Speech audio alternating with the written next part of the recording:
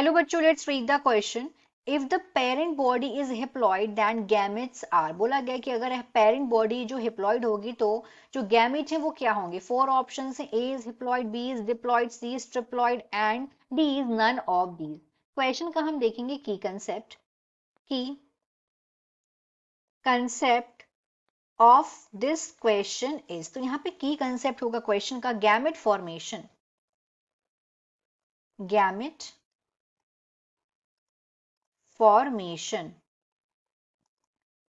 तो होता क्या है गैमेट फॉर्मेशन में? यहाँ पे गैमेट्स फॉर्म होते हैं. तो सारे के सारे जो हेट्रोगैमेटिक स्पीशीज होते हैं, हेट्रोगैमेटिक स्पीशीज मतलब यहाँ पे दो टाइप के, यहाँ पे मेल और फीमेल होते हैं, मेल एंड फीमेल. ये क्या करते हैं? ये प्रोड्यूस करते हैं गैमेट्स को. अब पूछा गया है गैमेट्स हेप्लॉइड होंगे या डिप्लॉइड होंगे. तो गैमेट जो हैं ये हमेशा हेप्लॉइड ही होते हैं. They are always always haploid. And what is the meaning of haploid? Haploid का मतलब होता है यहाँ पे n नंबर ऑफ क्रोमोसोम्स होते हैं, मतलब 1 पेयर ऑफ क्रोमोसोम्स यहाँ पे प्रेजेंट होते हैं. तो हेप्लॉइड मतलब जो गैमेट जो होते हैं वो हमेशा हेप्लॉइड होते हैं. तो ये जो मेल और फीमेल जो गैमेट प्रोड्यूस करते हैं, gamete, they are always haploid. अब ये जो मेल एंड फीमेल हैं जिनसे ये गैमेट प्रोड्यूस हो रहे हैं, अब ये मेल फीमेल की जो बॉडी है, पेरेंट प्लांट बॉडी है, चाहे ये हेप्लॉइड हो या ये डिप्लॉइड हो, ये कुछ भी हो सकती है. ईदर हेप्लॉइड, ईदर हेप्लॉइड, जो कि क्वेश्चन में पूछा गया है कि क्या हेप्लॉइड वाले ही भी हेप्लॉइड प्रोड्यूस करेंगे. तो एक तो हेप्लॉइड भी हो सकती है और डिप्लॉइड भी हो सकती है पेरेंट की जो बॉडी है. लेकिन ये हमेशा जो गैमेट प्रोड्यूस करेंगे वो हमेशा हेप्लॉइड गैमेट्स ही प्रोड्यूस करेंगे. डिप्लॉइड का मतलब होता है 2 पेयर्स ऑफ क्रोमोसोम्स, मतलब 2n. और ट्रिप्लॉइड का मतलब होता है 3n.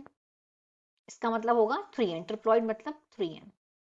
तो इस तरीके से हमारा यहाँ पे राइट आंसर हो जाएगा ए, हेप्लॉइड.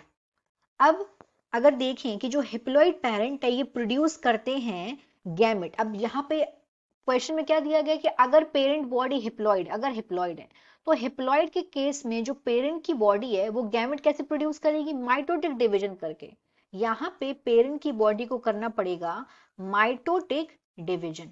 और इस माइटोटिक डिवीजन करने के बाद यहाँ पे ये गैमेट को प्रोड्यूस कर पाएंगे. और अगर हम बात करें सेवरल ऑर्गेनिजम्स जैसे कि मोनेरा हो गया, फंजाई हो गया, एल्गी हो गया, ब्रायोफाइट्स हो गया, इनकी हेप्लॉइड प्लांट बॉडी है. लेकिन ये जो गैमेट प्रोड्यूस करते हैं वो भी इनके हेप्लॉइड गैमेट्स ही होते हैं. और अगर अगर हम बात करें ह्यूमन बींग्स की, ह्यूमन की पेरेंट बॉडी डिप्लॉइड होती है.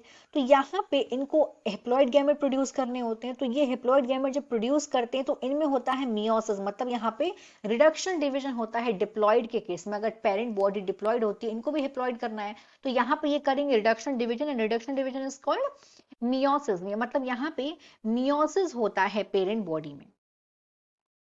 मियोसिस की प्रोसेस से ये हिप्लॉइड बॉडी जो है ये जो हिप्लॉइड बॉडी प्रोड्यूस करती है, मतलब हिप्लॉइड गैमेट प्रोड्यूस करती है diploid body. So here the final answer of this question is a, haploid. क्योंकि पेरेंट बॉडी चाहे हेप्लॉइड हो या डिप्लॉइड हो, वो हेप्लॉइड गैमेट ही प्रोड्यूस करेगी. अगर हेप्लॉइड बॉडी है तो माइटोटिक डिवीजन करके, और अगर डिप्लॉइड पेरेंट बॉडी है तो वो मियोसिस करके हेप्लॉइड गैमेट प्रोड्यूस करेगी.